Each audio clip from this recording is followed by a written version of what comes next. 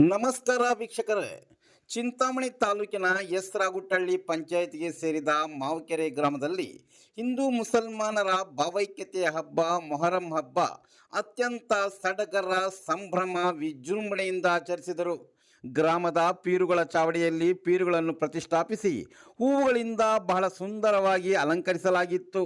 ಗ್ರಾಮದ ಪ್ರಮುಖ ಬೀದಿಗಳಲ್ಲಿ ವಿದ್ಯುತ್ ದೀಪಗಳಿಂದ ಸಿಂಗರಿಸಲಾಗಿತ್ತು.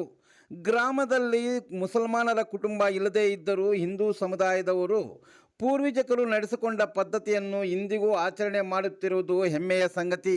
ಪೀರುಗಳ ಚಾವಡಿ ಮುಂದೆ ನಿರ್ಮಿಸಲಾದ ಅಲಾವ್ ಮುಂದೆ ಯುವಕರು ಯುವತಿಯರು ಮಕ್ಕಳು ತಮಟೆ ಸದ್ದಿಗೆ ಮಜಿನಿ ಹೆಜ್ಜೆ ಹಾಕಿ ಎಲ್ಲರನ್ನೂ ರಂಜಿಸಿದರು.